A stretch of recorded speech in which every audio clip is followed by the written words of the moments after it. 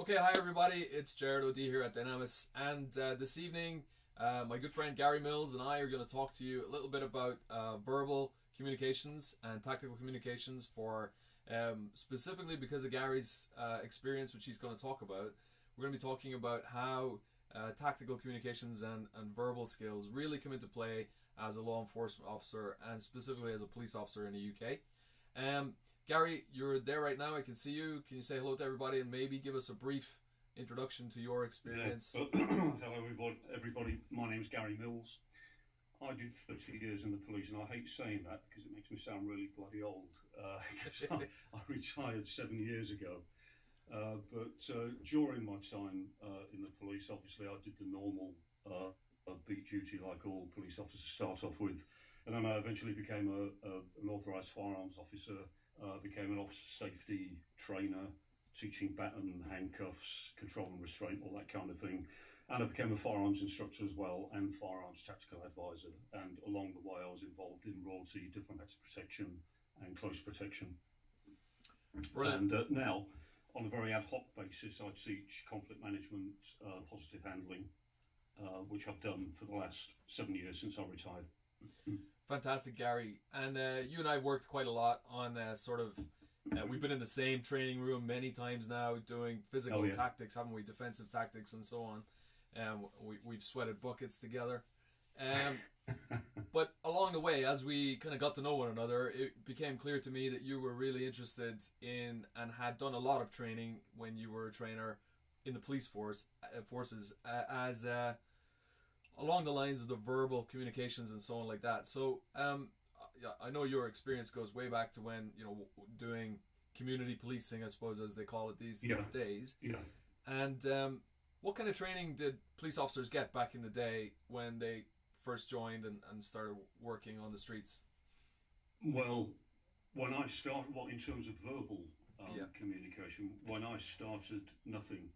Basically, I think the assumption was that you learned as you went along, and that was okay for people that were natural communicators. Sadly, I was not, and I had a number of awkward and embarrassing situations, which made me realise that I just had to do something about it.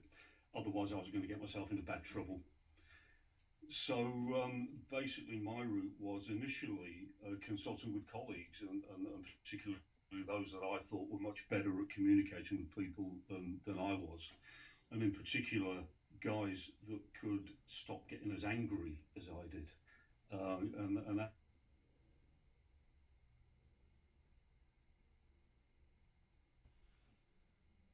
to begin with, I was a young 21-year-old lad with all these powers given to me by the law, and sometimes people didn't want to do as they were told, and that used to really make me angry, and I used to lose it sometimes. And after one particularly embarrassing incident, I realised I really had to do something about it, and that was my intro into searching for a better way to actually deal with people that didn't want to do as they were told, basically.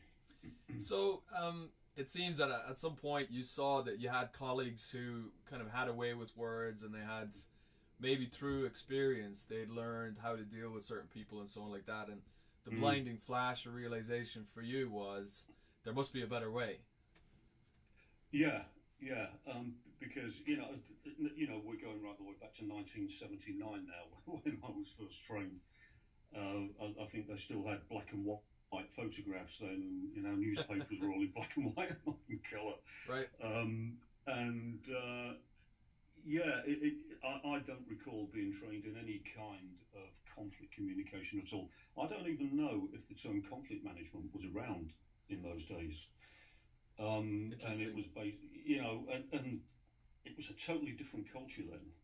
And there was a lot of bravado within the police, and it's kind of like the John Wayne syndrome. You never admitted to any weaknesses. You enforced the law rather than being a sort of a peacekeeper, as it were. You enforced it more than you do these days. And I was under the misapprehension that people would do as they were told just because I was dressed in a uniform. Sure. I was in for a rude awakening. Indeed, indeed.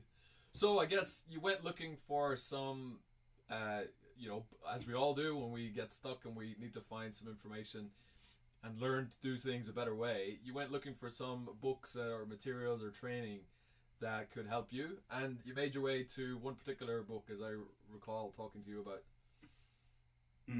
Yeah, it was a book called Verbal Judo, and I came across it in a second-hand bookstore. This will be back in the 80s. I can't remember exactly when. And it was written by George Thompson, who's an American cop and also a professor of English. And basically what it did, it just made me realise that the things that I'd started to do, why they actually worked. And the original Verbal Judo book was different to the ones that came out later. Okay. Because there were no strategies, as it were, in the first book. And it just clarified to me why my new approach was working. I have to say that it took me a long time to get to that point, from the long process of error, talking to colleagues, using them as examples for me to model my behaviour on. That took years, and it wasn't until I came across the book that I thought, right, now I know why it's working. But even so, there was still nothing that had I been an instructor then could have taught. I had no structure for teaching what I did. When the later books came out, then there was more of a structure. And there were more models in there as to the way that you could conduct yourself, and that made it more teachable. And when I became an instructor, I remember one of my early refresher courses when I was a PTI and officer safety trainer. I raised it at one of the national courses that there wasn't anything really adequate in the way of conflict communication. Yeah. And then a few months later, when the new manual came out, strangely enough, there were excerpts of Verbal Judo in there. And so that kind of legitimised it for me to try to incorporate it in the training that I did. Very good. So I'm just actually calling up some of the... It's interesting to hear you talk about, what was going on in the old days, because what's interesting is the most recent IPCC report that came out about use of force in policing. And something that really struck me about it was not only did they go on and on again about the need for police officers to have more training in conflict management and more training specifically in dealing with people with mental health issues, which you and I might come on to here in a little while. Yeah. But they said something that was really interesting to me. It said it didn't seem to be as important the age or the training level of the officer involved, but their experience seemed to be really important in terms of how they dealt with a given incident. And as you and I have always sort of said, and all of our training really talks about, that what we want to do is give officers the experiences they need before they need it, before that critical moment. I mean, experience is a great teacher, and that's kind of what you've just explained. Is if you make enough mistakes over a long period of time, you come out the other end and you're really competent. You're an expert. Yeah. But only because you've made all those mistakes. And so it's interesting that, what as you described your progression there, you were talking about how you were asking the other officers who were doing the things that you thought were more effective, and then you were using their behavior to model your own. I think that really puts the finger on that key issue. So then you found the book, right? Some information about how to do this thing called verbal communications and so on. Did you start putting that into effect yourself on the streets? Yeah, I did, especially after the later volumes came out, which were laid out. You had definite models to work to. You had sequences of procedures to go through, and that made it a lot easier to memorise. I know that the police force's early forays into conflict management was all revolved around, I think they called it transactional analysis. It was parent, adult, child, and it was too complex. You know, as a you know, a working police officer, you can't retain information in that way. Mm-hmm. And what the later volumes of this particular book did was give very simplified strategies and acronyms whereby you could easily memorize something and bring it into play. Still takes practice. You know, it really does still take a lot of practice, and you know, preferably the place to do that practice is not in the field. Absolutely. Because you still make a lot of mistakes, you know. Absolutely. I mean, yeah. I think I've described on some of these videos myself. I've met lots of people in my trainings over the last 2 years that I've been delivering verbal defense and influence training, who've said to me that this training that I've been delivering is the only training they get really where the trainer or facilitator comes in and says, here's some theory, and now here are some exercises that I want you to practice right now, here in the room. Yeah. Whereas, and transactional analysis is a fantastic example of something that could well be accurate in describing how people interact, but how useful it is in, number one, you know, retaining the information and producing it under stress later on, and number two, in actually developing some drills and exercises that mean something and help people to develop. Yeah, I think there's a big difference there. And of course, later on in your career, you actually did deliver training. I mean, we've been talking so far about how you used it yourself, but I know for myself that it's so useful when you then have to deliver training for yourself. What was your experience of that? What was nice was having models, definite models for each stage of an interaction that I could give officers. And you know, and you the difficulty is with police training is that they don't get an awful lot, especially non-specialist police officers. Now, I was mainly involved in teaching firearms officers, and although I didn't name the system that I was teaching because it was a bit difficult, I was never sure if the police were licensed to teach this or not. It was in the manual. Okay. In a very abbreviated form, so I had to be very careful. But you know, outside of the lessons, I would refer people to the books that I'd read. Very good. The great thing about it was that you had definite models, very simplified models that you could easily retain in the form of acronyms and step-by-step procedures that you could then practice. Yeah. Because one of the differences that I found with training for verbal skills, as opposed to physical skills, is that you can get into scenarios a lot more quickly with verbal skills than you can with physical skills. Very good. No point putting people into a scenario with physical skills until they've developed the skill, and then you can test it and practice it within a scenario. Now with verbal skills, it's a little bit different. You can get into scenarios a lot more quickly, and I think that enables people to learn the procedure a lot more effectively than just learning something by rote or with very complex concepts that you've got to try to memorize. Absolutely, yeah. And the thing about these procedures, and in verbal defense and influence, we have I don't know if the screen will pick this up, but there's this thing called the cup card, which has been developed, and that's got the 10 different key concepts for how to treat people with dignity and show them respect, using this verbal defense and influence model.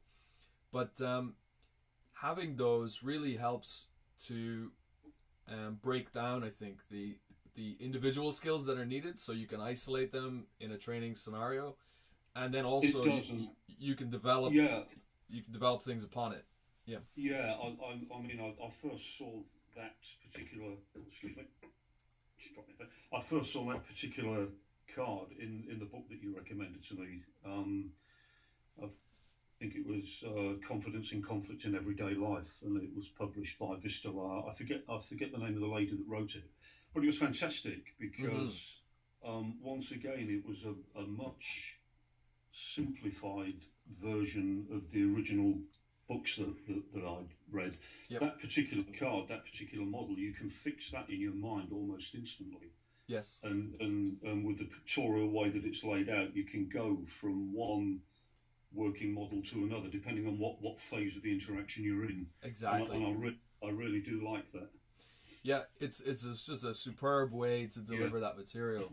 So, having said that, I wonder if we could dip into your experience just a little bit more and go a little bit deeper and ask you about maybe a particular model that you either used yourself or found very effective to teach. So I'm going to ask you that in just a second, but as a prelude to that, I guess, for me, and you've described today that you first found a book in a secondhand bookshop in the 1980s, and then later editions of the book came out with different different models and a sort of a growth in the system. And then, more recently through our interactions, you've actually come across the verbal defense and influence evolution of those concepts and all the different things that are brought together in the verbal defense influence. And I think just for myself, it's been really interesting because I teach healthcare staff, and much the same as yourself, elements of those earlier models have been incorporated in NHS training for decades now without any hint as to where they came from, or even sometimes without any deeper explanation of what the models should entail or what the models should include, because it's all very, very well saying this is a 5-step process, but certainly my experience has been that a deeper explanation of what those 5 steps are and understanding of where they came from has been really interesting and important. But so I think the evolution of the system, the various ways of doing this, has been really interesting to observe. And it's really amazing to hear you say that you've seen that too. So coming back to that question then, what parts of those different models have you found really important or used yourself to great effect? I'll tell you where it started with me, and it was this anger issue and getting so affronted by the fact that people didn't want to do as they were told, and dealing with insults. And what it made me realise was that I had to be a different person when I was on the payroll. When I was wearing the uniform or when I was representing the force, that wasn't the me, the everyday me. I had to click into a different persona.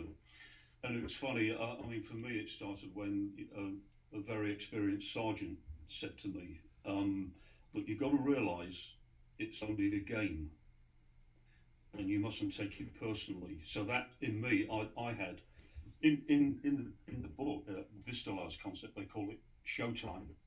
Absolutely, yeah. The showtime mindset, yeah. And before I heard of this, I had it was, my trigger words were game on, because it was a game. Okay. So I would have a little ritual when I was getting ready for work, putting the uniform on, and my final thing was just a little mindset trick where I would say, right, game on.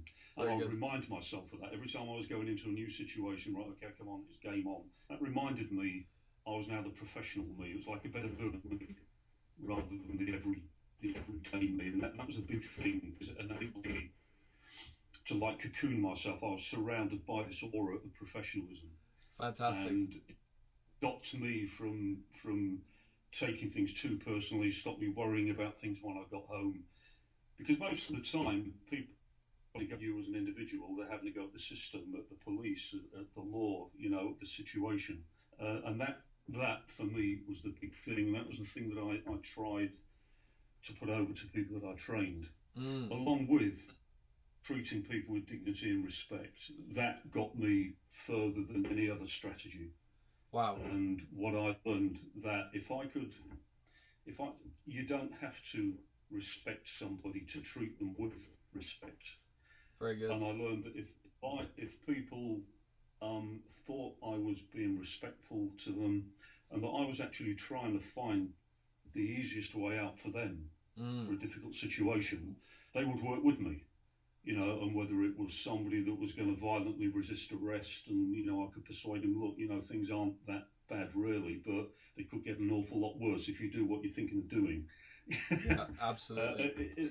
And all these things are explained in a much better way in this particular book that you referred me to, the dealing with conflict in everyday life. Yeah. I think so. There's lots of stuff in what you just said, and I love it. So this whole idea about gaining voluntary compliance or cooperation or collaboration from people is based on the fact that they have to feel like they're being shown respect. Yeah. And in the US, they've just had they've had a couple of huge policing reports. One of them a presidentially commissioned one, I believe. But this whole issue came out about procedural justice. And that's almost defined as whether or not the person believes that they've been treated in a way that follows the right steps, and thereby that they've been treated fairly. So their interaction with the officer has to leave them with the feeling that he followed all the right steps, and that's this whole idea about showing people respect. Yeah. But it also reminds me of something. I was talking with Gary Klugowitz recently, who's the master trainer for verbal defense influence, and his words come out of my mouth quite often these days. But I had a friend in the US who's an emergency room nurse, and he's a very cool, calm, collected character. But like everybody in that job, gets frustrated with the way he's dealt with by the public who come into the emergency room. And I just quoted something that Gary said to him. Said to me. I quoted back to him, and I said, "Look, these people will get you really upset, but what you need to think about is that those kinds of people who are difficult and who are asking to be dealt with in a certain way to become compliant or cooperative or collaborative, you need to think of them as job security for people like you." And like you said, that's the game. The game is the more people like that you meet, the better you need to be at your job, and the more secure you'll be in your job, and the safer you'll be in your job, I guess. But it's an interesting perspective on that whole thing about maintaining that, as you said, aura of professionalism, and I think it's really, really important. That's the Showtime mindset. It's fantastic. Very good. Or game on mindset. The game on mindset. The game is on. Game on. So let me see. Where did my questions go? Could I ask you about, so eventually you went and you taught firearms officers. Yeah. So they're in very high stress situations. This isn't on my original list of questions for you, but it's very pertinent to stuff that's going on at the moment. I'm imagining firearms officers get called to situations where there's somebody who's emotionally disturbed or has a mental illness and's having a psychotic episode or something. I'm imagining that's a high percentage of calls for them. Yeah. It's the highest percentage of calls. Certainly my experience that, most people that you get called to on a firearms incident are emotionally disturbed. One way or the other. In some way, yeah. So it's either drugs on the one hand. It can be drugs, alcohol, mental illness. Yeah, or on the other hand, it's like an organic reasons, brain injury, or a mental illness that's becoming acute. So when it came to that, I'm imagining, because this is such a key issue at the moment, where people don't want to see, the public doesn't want to see persons who are experiencing a medical emergency coming into contact with the police and then being either restrained or having baton or CS or taser or even firearms used on them, and then them ending up as a fatality. And this is one of the great tragedies that we have to tackle and wrestle with when we talk about use of force. And of course, the verbal communication is a huge part of that. So I'm just wondering if you have any particular perspectives on that from your experience. Yeah, biggest part of firearms training really is verbal communication, because the last thing the armed officer wants to do is pull the trigger, um, because that opens a whole world of grief, not only in terms of the emotional turmoil that you might go through because you've taken a life, but then all the legal proceedings that can take years and years. So, a great deal of time is spent teaching officers how to communicate with people that are in a very peculiar state of mind, and it's not easy. There are trained negotiators that will be called in once the job has settled down a little bit and you've maybe got the situation contained. But Yep. certainly, always, all firearms operations initially start off with the first armed officers on scene having to gain control and make initial contact of some kind. And this is where empathy comes in. Okay. Because you've got to try to put yourself in the mind of that person. Yes. And sometimes you've got to say things to them that, although in normal communication might be quite absurd and nonsensical, Sure. in that situation it makes sense to the person that you're communicating with. Yeah. And so you're trying to establish what it is that they're seeing. Yeah. And then you're trying to establish some rapport so you can sort of join with them and then lead them to where you need them to be. So there has to be that gaining of rapport, and the only way you do that is by empathizing, right? Yeah, you've got to empathise, and sometimes you've got to try to get into their world, as it were. And so, if you've got somebody who's delusionary, you've got to talk to them from within that delusion to bring yourself to their level. It's quite a difficult thing to explain. But Absolutely, sometimes you have to pretend that you are somebody or something that you're not. You have to pretend that you can resolve the situation in the way they perceive that they want it. So even down to there might be some supernatural thing that is controlling them, and so you have to explain to them how you can deal with it in that supernatural way. Yeah, absolutely. Which really, as much as we would mince our words around that, I think as I sit here talking to you about it, it simply comes back to respecting that person's current view of the world, or that person's current experience, and showing that respect rather than dismissing it. I think we have to listen to them, don't we? So you have to listen. Yeah. And if you're really listening, then that would involve some movement in their direction in terms of their perception and so on like that. And I think, as just going back to that other point, I think because of the IPCC report and how it talks about these things, that shouldn't be that difficult for us to replicate in training and then to go through some drills. We'll need some good role players probably, but it can be done, I think. And I think that shows us just that there's some light at the end of the tunnel there, because there are, I think when we go through. When I go back and edit this, I'll show a slide with just what we call the point of impact crisis intervention models from verbal defense and influence, and